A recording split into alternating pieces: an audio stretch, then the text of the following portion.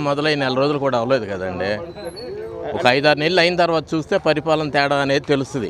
Sir మనకైనా చూసుంటాం గతంలో కనుక జగన్మోహన్ రెడ్డి పరిపాలనకు రావడం ద్వారా కనీసం బయటకు వచ్చిన పరిస్థితి లేదు.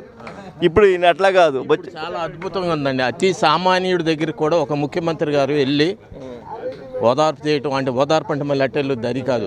మొన్నే వెళ్ళాడు, పెనమాకి వెళ్ళారు, చక్కగా సవ్యంగా వాళ్ళ నాయకులకి అన్నీ సమకూర్చాడు ఆయన. ఒక చిన్న ఇల్లు అయినా పూరిల్లు అయినా వెళ్ళి వాళ్ళకి అది పరదాలు కానీ చెట్లు కడతాం కానీ ఏమీ లేదు, ప్రజల్లోకి వెళ్తున్నారు. ఆయన చెప్పేది అదే. నాకు పోలీసు వాళ్ళకి చెప్పింది కూడా, నాకంటూ మీరు రిస్ట్రిక్షన్స్ పెట్టొద్దు, ఏది ట్రాఫిక్ జామ్ చేయొద్దు, గంట ముందు నుంచి జనాలను ఇబ్బంది పెట్టొద్దు, సామాన్యుడిలాగా నేను కూడా వెళ్తానని చెప్పాడు.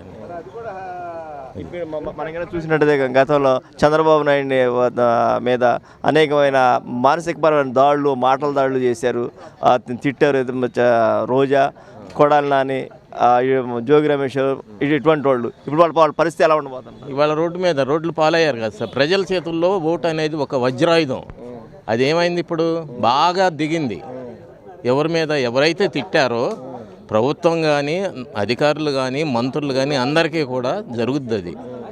ఏమండి, పూర్వం అంటే అదే జగన్మోహన్ రెడ్డి గారు హెలికాప్టర్ వెళ్తే కింద ట్రాఫిక్ ఆపేవాడు. అది అవసరమా?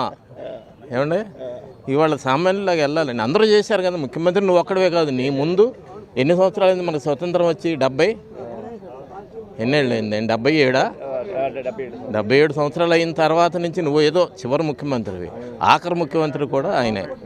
ఇక మళ్ళీ ఆయన అవడు, అంతే. అంటే కక్షాదింపు చర్యలు ఉండవు. అదేవిధంగా తప్పు చేసినాడు శిక్ష అనుభవించాలి. అలాగని కక్ష సాధింపు అంటూ ఉండదు. ఏమండే, ఒక మినిస్టర్ ఉన్నాడు, ఒక్క మంచి మాట మాట్లాడాడు, అన్ని బూతులే కదా. ఆయన ఎవరో 3 పెళ్ళిళ్ళు చేసుకున్నాడు, ఆయన కర్మ అది. లేకపోతే ఆయన ఏదో అయింది, మీకు అవసరం లేదుగా. మీరు మంచివాళ్ళు కదా, ఏకభార్య ఏకపత్ని అవతులు మీరు ఉండొచ్చు హాయిగా. లేకపోతే రోజా గారు ఉంది, రోజా గారి గురించి బోళ్ళు వస్తున్నాయి ఇవాళ, డైమండ్ రాణి అని, బ్లూ ఫిల్మ్లు అని. అవన్నీ అవసరం లేదు కదా. ఏవో జరుగుతాయి, సోషల్ మీడియా మీదే ఉందనుకోండి, ఉన్నది లేనట్టు లేదు ఉన్నట్టు చెప్తా ఉంటారు, అంతే. అది చేసుకోవాలి. ఇప్పుడు ఎక్కగానే ఆయన ఏమన్నాడు, సిపిఎస్ రద్దు అన్నాడు, చేయలా. పోలవరం కడతా అన్నాడు, కట్ల. అమరావతిలోనే రాజధాని అభివృద్ధి చేస్తా అన్నాడు. ఆయన చూస్తా 3 ఏళ్ళు అయిపోయింది, చంద్రబాబు నాయుడు గారు కడతాడని నాకు నమ్మకం లేదు, నేను వచ్చిన తర్వాత కడతా అన్నాడు. ఏం చేశాడు? ముదనష్టం చేసి నాశనం చేశాడు. కిటు ముక్కండి. నిన్న ఎప్పుడు సోషల్ మీడియాలో పెట్టాడు, ఏంటి ఐకాన్ బిల్డింగ్లు అని చెప్పేసి ఏదో అని చెప్పేసి నీళ్లు, నువ్వేమన్నా చేస్తే నీళ్ళు లేకుండా ఉండే అక్కడ. అది ఒక పాండు అంటే కొలంలాగా ఉంది. నువ్వు శుభ్రంగా చేసి ఉంటే అది ఉండేది కాదు కండి. రైతులు ఇప్పుడు ఆనందపడుతున్నారు, అందుకే ఆనందం ఉందా? ఆడవాళ్ళని ఎంత ఇబ్బంది పెట్టారండి అమరావతి రైతుల్ని. గ్రాఫిక్స్ అది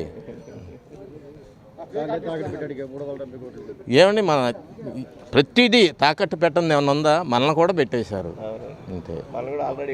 అయిపోయింది అన్నీనండి. అది ఒకటని కాదుగా. నీకు అధికారం 151 ఇచ్చారు, సవ్యంగా ప్రశాంతంగా చేసుకుంటే నిన్నెవరు ఏమనేవాళ్ళు కాదు.